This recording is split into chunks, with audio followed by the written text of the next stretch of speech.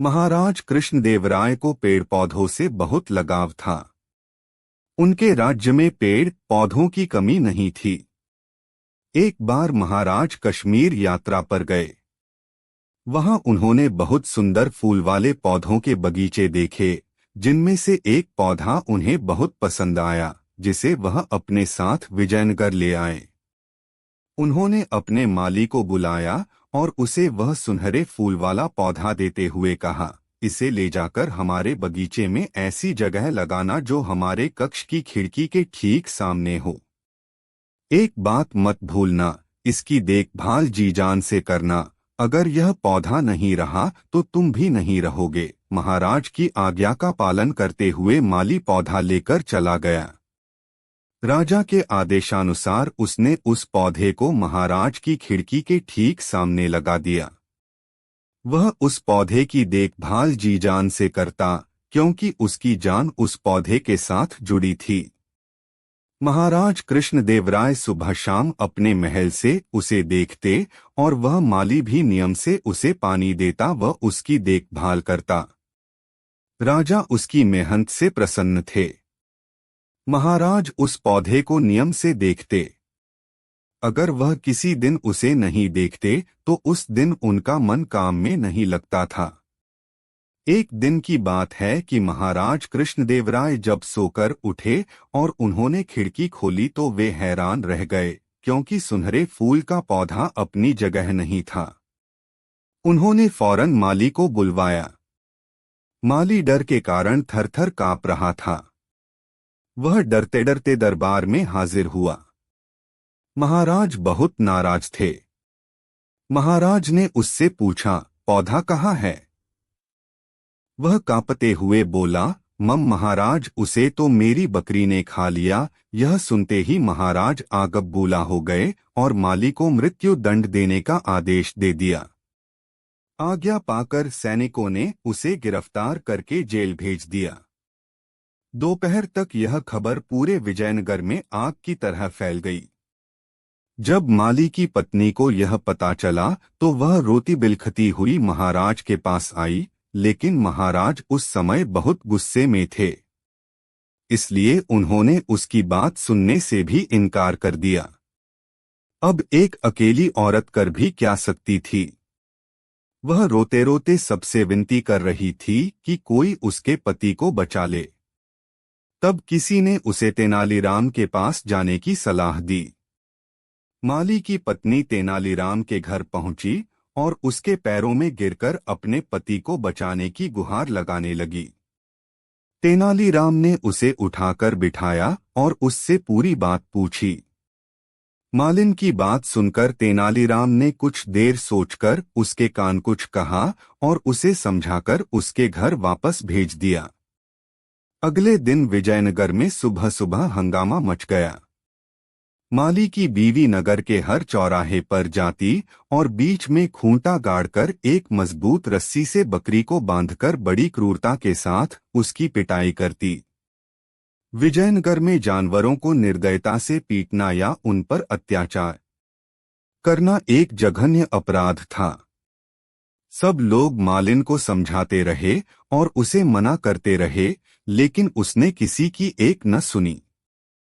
उसने बकरी को पीट पीट कर अधमरा कर दिया। जब इस बात की खबर कोतवाल को लगी तो वह बकरी व मालिन को पकड़कर ले गया और उन्हें दरबार में महाराज के सामने पेश किया।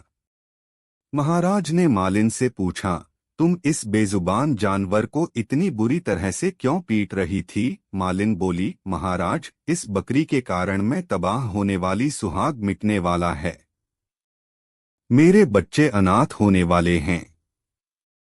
अब आप ही मेरा बताइए, मैं इसे मारूं नहीं तो और क्या करूं? महाराज न समझते हुए बोले, तुम्हारा क्या मतलब है? एक बेजुबान जानवर तुम्हें विधवा और तुम्हारे बच्चों को अनाथ कैसे बना सकता है? हमें साफ साफ बताइए, हम समझ नहीं पा रहे हैं। मालिन हाथ जोड़कर बोली, महाराज, अगर आप मुझे माफ करें तो मैं कुछ कह सकती हूँ।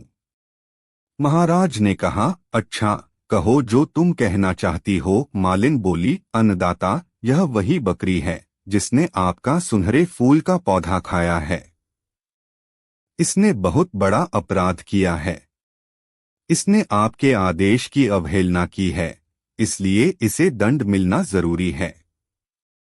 इनके जुर्म की वजह से मैं विधवा और मेरे बच्चे अनाथ हो रहे हैं। आप इतने न्यायप्रिय राजा हैं और आपके राज्य में एक अपराधी कैसे खुला घूम सकता है?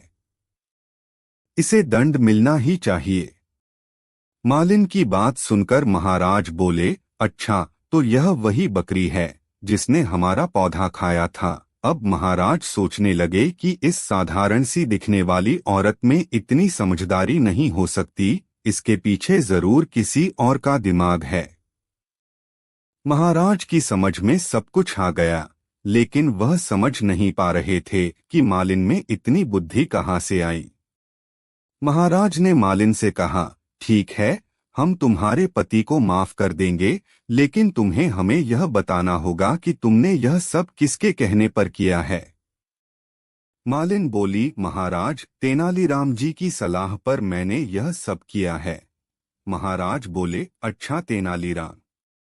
महाराज ने तेनालीराम से कहा, तुम अलग अलग उपाय करके हमारे गलत निर्णयों की ओर हमारा ध्यान आकर्षित कराते हो, हम तुमसे प्रसन्न हुए। महाराज ने खुश होकर माली को माफ कर दिया और तेनालीराम को यह सब करने के लिए पुरस्कार देने की घोषणा की। एक गांव में एक औरत रहती थी। वह प्रतिदिन शाम को अपने पति को 10 जूते मारा करती थी। इस औरत की एक बेटी भी थी। जब वह शादी के लायक हुई तो उसके लिए वर की खोज होने लगी। लड़की रूपवती थी, परंतु जूता मारने में मां की नकल करने का लोगों को उसकी ओर से डर था। इसलिए उसके साथ कोई विवाह नहीं करना चाहता था। इधर तेनालीराम की कीर्ति भी कम न थी। उसके शत्रु उससे वैर रखते थे। ऐसे लोगों ने किसी न किसी बहाने तेनालीराम को नीचा दिखाने का विचार किया। तेनालीराम के रिश्तेदार भी उससे बहुत जलते थे, इसलिए उन्होंने भी अपना बैर निकालने के लिए यह अच्छा अवसर समझा। एक दिन तेनालीराम सारे कामों से निबटकर अपने घर में बैठे थे। उस समय एक पुरोहित उनसे मिलने आया। तेनालीराम ने उसको बहुत आदरपूर्वक बिठाया। थोड़ी देर इधर उधर की बातें करने के बाद पुरोहित ने कहा, वह रमाबाई अपने पति विष्णु शर्मा को नित्य 10 जूते मारा करती है, उसको तो आप जानते होंगे। उसकी एक बहुत रूपवती बेटी है। उससे कोई विवाह नहीं करता। सबको यही भय है कि उसमें माता से आचरण न हो। यदि आप उससे विवाह कर लें तो आपकी बहुत प्रशंसा होगी। तेनालीराम ने उसका मतलब समझ लिया और कहा, आपका कहना ठीक है, परंतु मेरा एक विवाह हो चुका है और दूसरा करने की मेरी कोई इच्छा नहीं है, इसलिए मैं यह विवाह नहीं कर सकता। किंतु हाँ, मेरा एक छोटा भाई है जो इन दिनों काशी पढ़ने गया है।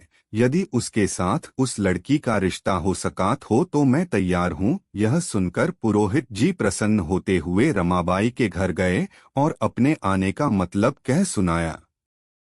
सुनते ही रमाबाई बहुत प्रसन्न हुई और उसने तेनालीराम के भाई को अपनी लड़की देना स्वीकार कर लिया। विवाह का दिन निश्चित करने की भी उसने पुरोहित को अनुमति दे दी। पुरोहित ने तेनालीराम के पास जाकर विवाह का दिन भी निश्चित कर दिया। तेनालीराम का कोई भाई न था। जब विवाह पक्का हो गया तब वह एक अनाथ बालक को ढूंढने लगे। ढूंढते ढूंढते 2-3 दिन में उनको एक 20 वर्ष का युवक मिल गया जो बहुत पढ़ा लिखा था और पेट पालने की चिंता में विजयनगर आया हुआ था। तेनालीराम ने उस युवक को अपने घर पर टिका लिया और एक दिन कहा, मैं रमाबाई की कन्या से तुम्हारा विवाह करा दूंगा और तेरे जीवन निर्वाह का उचित प्रबंध भी करा दूंगा, परंतु इन सब बातों के लिए तुम्हें मेरा भाई बनना पड़ेगा। यदि तुम्हारी इच्छा हो तो मैं उपाय करूं। तेनालीराम की यह बात सुनकर युवक अत्यंत प्रसन्न हुआ। उसने यह सहर्ष स्वीकार किया। थोड़े ही दिनों के बाद विवाह की तैयारी हुई और भावरें पड़ी। जिस दिन लड़की ससुराल जाने को तैयार हुई, उसी दिन उसकी माँ ने एक जूता उसे दिया और शिक्षा दी, बेटी, जो तू मेरी सच्ची लड़की है तो मुझसे भी अधिक अपने पति पर प्रभाव जमा लेना। मैं तो हर रोज उसे 10 जूते मारती हूँ, परंतु तुझको बहादुर माँ की बेटी उसी समय मानूंगी जबकि तू अपने पति को 15 जूते रोज मारे, और यदि तू मेरे कहने के अनुसार नहीं चलेगी तो मैं जन्म भर तेरा मुंह भी नहीं देखूंगी। लड़की ने यह बात स्वीकार कर ली। रमाबाई ने अपने पति को उसे पहुंचाने के लिए भेजा। लड़की के ससुराल में पहुंचते ही तेनालीराम ने ऐसा रूप बना लिया जिससे वह थर-थर कांपने लगी। उसके पति को भी तेनालीराम ने चिड़चिड़े स्वभाव का बनकर रहने को समझा दिया था। तेनालीराम और अपने पति, इन दोनों के स्वभाव में चिड़चिड़ापन और क्रोध देखकर उस लड़की ने भय के मारे जूता चुपके से कोने में डाल दिया और मारने का विचार उस समय छोड़ दिया। एक दिन भोजन के पश्चात तेनालीराम और विष्णु दोनों बात कर रहे थे। उस समय तेनालीराम ने बिल्कुल अनजान बनकर विष्णु की पीठ पर हाथ फेरते हुए पूछा, तुम्हारी पीठ पर ऐसे गड्ढे क्यों पड़ रहे हैं? यह सुनकर विष्णु ने सारी बात कह सुनाई। तेनालीराम ने सुनकर बहुत खेद प्रकट किया और कहा, एक उपाय मुझे सूझा है, तुम करो तो बताओ। उसने इस बात की हामी भरी। तेनालीराम ने उसको 4 मास तक अपने यहाँ रखकर नित्य प्रति प्रातःकाल सूर्य को साष्टांग दंडवत प्रणाम करते रहने के लिए कहा। वह तेनालीराम की आज्ञानुसार नित्य प्रति यह व्यायाम करने लगा। तेनालीराम उसको खाने के लिए अच्छा पौष्टिक भोजन देता था, जिससे 4 मास में उसका शरीर हष्टपुष्ट हो गया। जब वह खूब हष्टपुष्ट हो गया, तब तेनालीराम ने लुहार को बुलवाकर एक सुंदर डंडा बनवाया। इस डंडे में बांस के ऊपर उचित स्थानों पर लोहा लगवाकर उसको ठीक लुहांगी बना दिया। तेनालीराम ने वह लुहांगी उसको देकर उसका नाम गुरु भाई रखा और काम पड़ने पर उसको किस प्रकार काम में लाना चाहिए उसको बतला दिया और घर भेज दिया। अपने पति को 5 मास बाद आया हुआ देखकर रमाबाई को बहुत हर्ष हुआ। उसने 5 मास तक के जूतों का हिसाब कर रखा था। पति को हष्टपुष्ट देखकर वह मन में बहुत प्रसन्न हुई। यद्यपि वह बेचारा बहुत दूर से थका हारा आया था, परंतु उसको इस बात से कोई मतलब नहीं था। उसने आते ही उसको जूता मारने के स्थान पर बैठने की आज्ञा दी। बेचारा पति अपने डंडे को छिपाए हुए उस स्थान पर जा बैठा। औरत ने जूता मारने के लिए ज्यों ही हाथ बढ़ाया, त्यों ही पति ने रमाबाई को ऐसे जोर से डंडा मारा कि उसका सिर फट गया। डंडे के लगते ही वह चीखी, अरे रे, मार डाला और जमीन पर गिर पड़ी। तब पति ने दूसरा डंडा मारा जिसके लगते ही वह और जोर से चिल्लाने लगी। उसकी चिल्लाहट सुनकर अड़ोस पड़ोस के आदमी इकट्ठे हो गए और उसको मारने से रोका। अपने पति का रौद्र रूप देखकर वह डर गई और उस दिन से उसकी आज्ञा मानने लगी। जब लोगों ने यह बात सुनी कि तेनालीराम की युक्ति से विष्णु ने अपनी दुष्ट स्त्री से छुटकारा पाया है, तो वे उसकी बुद्धि की प्रशंसा करने लगे और उन्होंने उस दिन से तेनालीराम से बैर रखना छोड़ दिया। शिक्षा। किसी ने सच कहा कि डंडे के आगे तो भूत भी भाग जाता है। एक समय की बात है, विजयनगर में अकाल पड़ गया। वर्षा न होने के कारण सारी फसल सूख गई। सभी उपवन भी सूख गए। नदियों, कुओं और तालाबों का पानी सूखकर नीचे पहुंच गया। तेनालीराम के घर के पीछे भी एक बगीचा था, जो वर्षा न होने के कारण सूखता जा रहा था। तेनालीराम अपने बेटे के साथ बगीचे में घूम रहे थे और उसकी सिंचाई को लेकर चिंतित थे। एक दिन की बात है, तेनालीराम सिंचाई के लिए किसी मजदूर को लगाने की सोच रहे थे। उनके बगीचे में एक कुआं था। वे कुएं को देख रहे थे, तभी उनकी नजर सड़क की दूसरी ओर खड़े लोगों पर पड़ी, जो उनके घर की तरफ इशारा करके बातें कर रहे थे। अकाल पड़ने के कारण लोगों के पास काम नहीं रह गया था, जिससे लोग कोई गलत काम करने में भी नहीं हिचकिचाते थे। उन्हें देखकर तेनालीराम को कुछ गड़बड़ लगी। उन्होंने सोचा कि कहीं इन लोगों का इरादा चोरी करने का तो नहीं है। अब तेनालीराम को एक उपाय सूझा। उन्होंने जोर से अपने लड़के को आवाज लगाई और बोले, बेटा, अकाल पड़ रहा है, चोर लुटेरे आजकल बहुत घूम रहे हैं। घर में जो भी कीमती सामान है उसे संदूक में भरकर ले आओ और इस कुएं में डाल दो। किसी को पता भी नहीं चलेगा कि हमारा सारा धन इस कुएं में पड़ा है। तेनालीराम ने ये सब बातें इतनी जोर से कहीं कि सड़क पार चोरों ने उसे सुन लिया। तेनालीराम मन ही मन खुश हो रहा था कि आज रात को बगीचे की सिंचाई हो जाएगी और चोरों को भी सबक मिल जाएगा। इसके बाद बाप बेटे घर के अंदर गए। उन्होंने एक बड़ा सा संदूक लिया और उसमें कंकड़ पत्थर भर दिए। फिर उस संदूक को पकड़कर बाहर लाए और कुएं में फेंक दिया। जोर की आवाज करता हुआ संदूक छपाक से नीचे चला गया।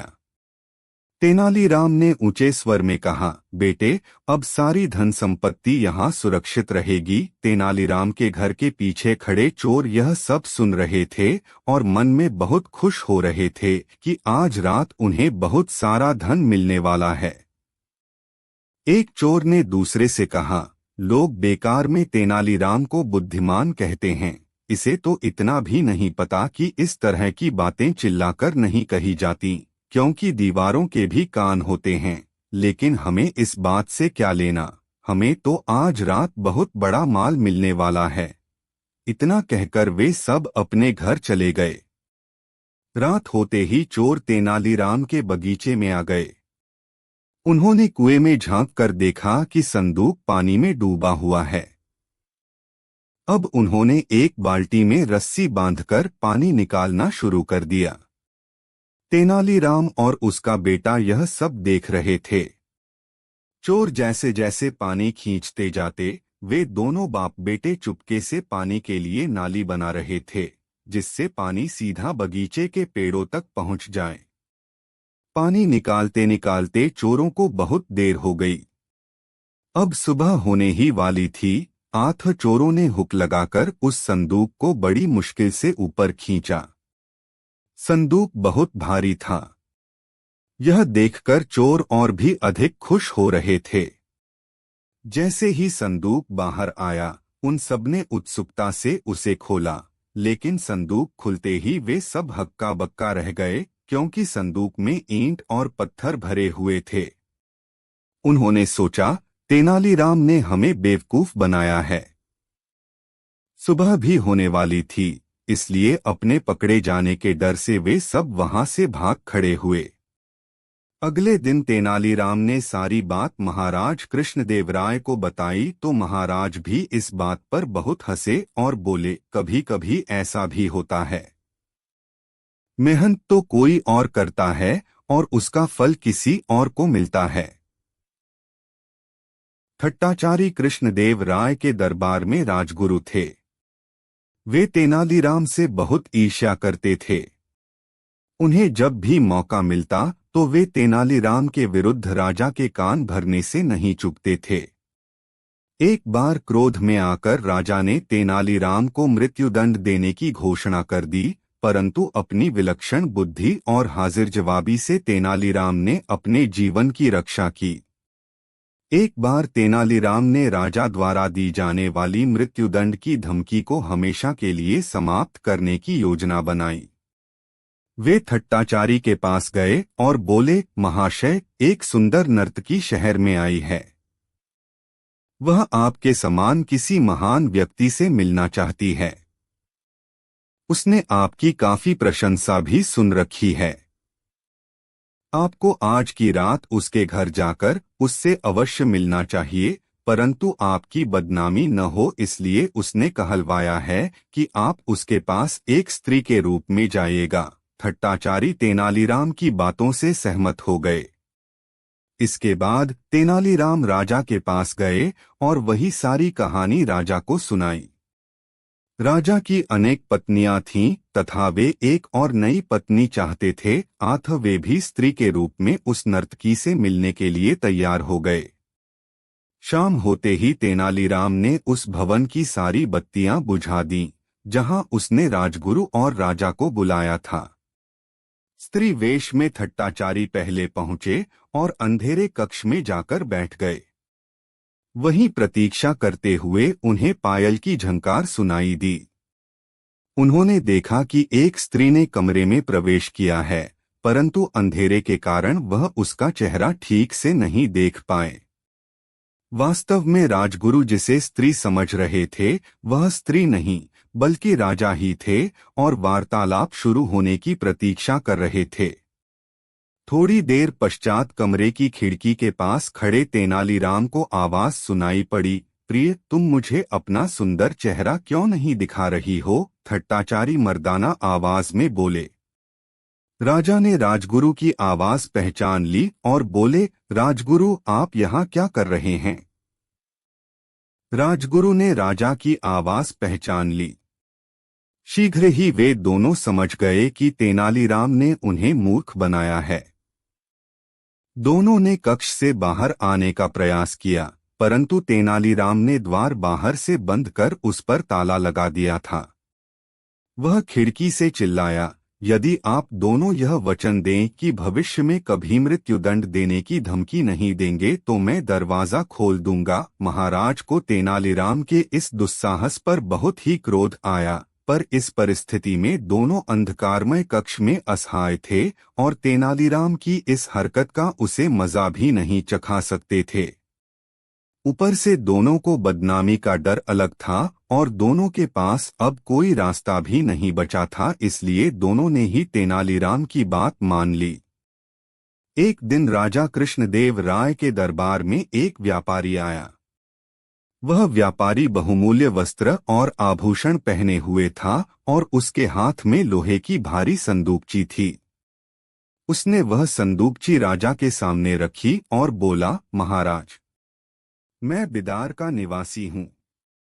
मेरा नाम गुणशेखर है। मैं एक व्यापारी हूँ और मैं तीर्थयात्री के लिए अनेगोंदी के पुरंदरदास मेले में जा रहा हूँ। मैंने अपनी पुरखों की सारी संपत्ति इस संदूकची में रख दी है। मैं चाहता हूँ कि यह संदूकची आप अपने पास रख लें, मैं लौटकर उसे आपसे वापस ले लूंगा। राजा कृष्णदेव राय व्यापारी की बात मानकर वह संदूकची रखने के लिए राजी हो गए। उन्होंने शाही खजांची को बुलाया और उससे संदूकची का वनस तोलने के लिए कहा। फिर उन्होंने उस संदूकची पर शाही मुहर लगाकर उसे संभालकर शाही खजाने में रखने का आदेश दिया। परंतु शाही खजांची बोला कि शाही खजाना पूर्णतया भरा है, उसमें तनिक भी स्थान नहीं है, इसलिए इसे और कहीं रखवा दिया जाए। महाराज ने वह संदूकची संभाल कर रखने की जिम्मेदारी तेनालीराम को दे दी। तेनालीराम संदूकची अपने घर ले गया और बेहद सहेज कर रख दिया। एक माह के पश्चात वह व्यापारी तीर्थयात्रा से लौटा। वह सीधा महाराज के पास गया और उनसे अपनी संदूकची लौटाने की दरख्वास्त की। महाराज ने तेनालीराम को उसी समय घर जाकर संदूकची लाने को कहा। तेनालीराम ने अपने घर पहुंचकर जैसे ही संदूकची उठाई, वह हैरान रह गया। संदूकची का वनज तो आधे से भी कम हो गया था। तेनालीराम समझ गया कि गुणशेखर महाराज को उल्लू बनाने के चक्कर में है। तेनालीराम ने कुछ देर तक संदूकची की भली प्रकार निरीक्षण किया, फिर उसे वहीं छोड़कर दरबार वापस लौट आया। वहां पर महाराज के सम्मुख हाथ जोड़कर तेनालीराम ने डरी हुई आवाज में निवेदन किया, महाराज, इस व्यापारी के पुरखे मेरे घर में घुस आए हैं। वे मुझे वह संदूकची यहाँ लाने ही नहीं दे रहे हैं। यह सुनकर व्यापारी जोर से चिल्लाया, महाराज, यह धूर्त है। यह मेरी पुरखों की जायदाद हथियाना चाहता है। राजा कृष्णदेव राय तेनालीराम से बोले, तेनाली, हम अभी तुम्हारे घर जाएंगे। यदि तुम झूठे साबित हुए तो तुम्हें कड़ी सजा मिलेगी। महाराज कुछ दरबारी गुणशेखर और तेनालीराम के साथ उसके घर की ओर चल दिए। घर पहुंचकर तेनालीराम उन्हें उस कमरे में ले गया जहां व्यापारी की संदूकची रखी थी। उस संदूकची से बहुत सारी चींटियां कतार में निकल रही थी। संदूकची पर शाही मुहर बाकायदा लगी हुई थी। यह देखकर महाराज ने तुरंत शाही मुहर तोड़कर संदूकची को खोलने का आदेश दिया। संदूकची खुलते ही सभी दरबारी भौंचक के रह गए। संदूकची में कोई खजाना नहीं था, बल्कि उसमें तो गुड़ भरा हुआ था जिसे आधे से ज्यादा चींटियां खा चुकी थीं। अब सब लोग उस व्यापारी की चाल समझ चुके थे। वह संदूकची का वजन करवाकर महाराज से वनज के अंतर का सोना झटकना चाहता था। महाराज ने तुरंत उस व्यापारी को गिरफ्तार करने का आदेश दिया और तेनालीराम की चतुराई की प्रशंसा करते हुए उसे इनाम दिया। शिक्षा आंखें मूंद कर भरोसा करने वाला व्यक्ति मुंह की खाता है। सावधानी में ही समझदारी है। राजा कृष्णदेव राय का घोड़ा अच्छी नस्ल का था, इसलिए उसकी कीमत ज्यादा थी। तेनालीराम का घोड़ा मरियल था। तेनालीराम उसे बेचना चाहते थे, पर उसकी कीमत बहुत ही कम थी। वे चाहकर भी बेच नहीं पाते थे। एक दिन राजा कृष्णदेव राय और तेनालीराम अपने अपने घोड़े पर सवार होकर सैर को निकले। सैर के दौरान राजा ने तेनालीराम के घोड़े की मरियल चाल देखकर कहा, कैसा मरियल घोड़ा है तुम्हारा। जो कमाल मैं अपने घोड़े के साथ दिखा सकता हूँ, वह तुम अपने घोड़े के साथ नहीं दिखा सकते। तेनालीराम ने राजा को जवाब दिया, महाराज, जो मैं अपने घोड़े के साथ कर सकता हूँ वह आप अपने घोड़े के साथ नहीं कर सकते। राजा मानने को जरा भी तैयार नहीं थे। दोनों के बीच 100 स्वर्ण मुद्राओं की शर्त लग गई। दोनों आगे बढ़े। सामने ही तुंगभद्रा नदी पर बने पुल को वे पार करने लगे। नदी बहुत गहरी और पानी का प्रवाह तेज था। उसमें कई जगह भंवर दिखाई दे रहे थे। एकाएक कई जगह भंवर दिखाई दे रहे थे। एकाएक तेनालीराम अपने घोड़े से उतरे और उसे पानी में धक्का दे दिया। उन्होंने राजा से कहा, महाराज, अब आप भी अपने घोड़े के साथ ऐसा ही करके दिखाइए। मगर राजा अपने बढ़िया और कीमती घोड़े को पानी में कैसे धक्का दे सकते थे। उन्होंने तेनालीराम से कहा, न बाबा न, मैं मान गया कि मैं अपने घोड़े के साथ यह करतब नहीं दिखा सकता जो तुम दिखा सकते हो। इस पर राजा ने तेनालीराम को 100 स्वर्ण मुद्राएं दे दीं। पर तुम्हें यह विचित्र बात सूझी कैसे? राजा ने तेनालीराम से पूछा। महाराज, मैंने एक पुस्तक में पढ़ा था कि बेकार और निकम्मे मित्र का यह फायदा होता है कि जब वह नहीं रहे तो दुख नहीं होता। तेनालीराम की यह बात सुनकर राजा ठहाका लगाकर हंस पड़े। विजयनगर के राजा कृष्णदेव राय होली का त्योहार बड़ी धूमधाम से मनाते थे। इस अवसर पर हास्यमनोरंजन के कई कार्यक्रम होते थे। हर कार्यक्रम के सफल कलाकार को पुरस्कार भी दिया जाता था। सबसे बड़ा पुरस्कार महामूर्ख की उपाधि पाने वाले को दिया जाता था। कृष्णदेव राय के दरबार में तेनालीराम सबका मनोरंजन करते थे। वे बहुत तेज दिमाग के थे। उन्हें हर साल का सर्वश्रेष्ठ हास्य कलाकार का पुरस्कार तो मिलता ही था, महामूर्ख का खिताब भी हर साल वही जीत ले जाते। दरबारी इस कारण से उनसे जलते थे। उन्होंने एक बार मिलकर तेनालीराम को हराने की युक्ति निकाली। इस बार होली के दिन उन्होंने तेनालीराम को खूब छक्कर भांग पिलवा दी। होली के दिन तेनालीराम भांग के नशे में देर तक सोते रहे। उनकी नींद खुली तो उन्होंने देखा दोपहर हो रही थी। वे भागते हुए दरबार पहुंचे। आधे कार्यक्रम खत्म हो चुके थे। कृष्णदेव राय उन्हें देखते ही डपटकर पूछ बैठे, अरे मूर्ख तेनालीराम जी, आज के दिन भी भांग पीकर सो गए। राजा ने तेनालीराम को मूर्ख कहा। यह सुनकर सारे दरबारी खुश हो गए। उन्होंने भी राजा की हाँ में हाँ मिलाई और कहा, आपने बिल्कुल ठीक कहा, तेनालीराम मूर्ख ही नहीं महामूर्ख हैं। जब तेनालीराम ने सबके मुंह से यह बात सुनी तो वे मुस्कराते हुए राजा से बोले, धन्यवाद महाराज, आपने अपने मुंह से मुझे महामूर्ख घोषित कर आज के दिन का सबसे बड़ा पुरस्कार दे दिया। तेनालीराम की यह बात सुनकर दरबारियों को अपनी भूल का पता चल गया, पर अब वे कर भी क्या सकते थे, क्योंकि वे खुद ही अपने मुंह से तेनालीराम को महामूर्ख ठहरा चुके थे। हर साल की तरह इस साल भी तेनालीराम महामूर्ख का पुरस्कार जीत ले गए।